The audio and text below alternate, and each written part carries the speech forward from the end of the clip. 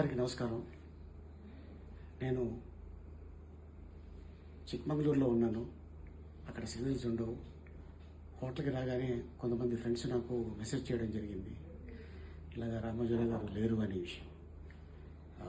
ఆయన వ్యక్తి కాదు, మహాశక్తి, ఒక వ్యవస్థ ఆయన. ఒకరోజు నేను స్టూడియోకి వెళ్ళినప్పుడు, సార్ ఈ స్టూడియో పెట్టాలన్న ఆలోచన ఇంటికి వచ్చింది మీకు అనగానే, నేను భోపాల్కి ఉద్యోగం కోసం వెళ్ళాను. నా చదువుకి ఉద్యోగం రాదన్నాడు. నేను వెళ్ళిపోదాం అనుకున్నాను. కానీ అతను, మీరు మద్రాసి, మీకు ఈ ఉద్యోగాలు రావు అని చెప్పడంతో నాకు కోపం వచ్చింది అని చెప్పడం జరిగింది. సో దాంతో ఆ కోపమే వారిని ఈరోజు ఇంత మహా వ్యక్తి శక్తిగా మార్చింది. నువ్వు ఇచ్చేది ఏంట్రా ఉద్యోగం, నేనే 100 మందికి ఇస్తాను. ఎక్కడండి 100 మందికి, మీరు 1000 మందికి ఉద్యోగం ఇచ్చి ఉన్నారు.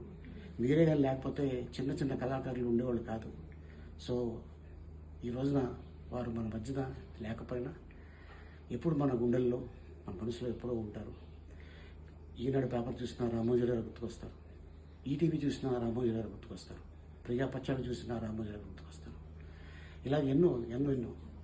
సో ఏది ఏమైనా ఈ రోజున మన మధ్యన వారు లేకపోవడం నిజంగా చాలా బాధాకరం. వారి కుటుంబ సభ్యులకి నా ప్రగాఢ సానుభూతి తెలుపుతున్నాను. Hi, hello. మెస్మరైజ్ చేసే మూవీ ముచ్చట్లు, రిలీజ్ అయిన వెంటనే రివ్యూస్, మీ అభిమాన తారల రియల్ స్టోరీస్, సినిమా సమాచారం ఏదైనా క్షణాల్లో మీ చెంతకు. మరింకెందుకు ఆలస్యం, యోయో సినీ టాకీస్ ని సబ్స్క్రైబ్ చేసుకోండి. హలో హలో నోటిఫికేషన్ కోసం గంట కొట్టడం అస్సలు మర్చిపోకండి.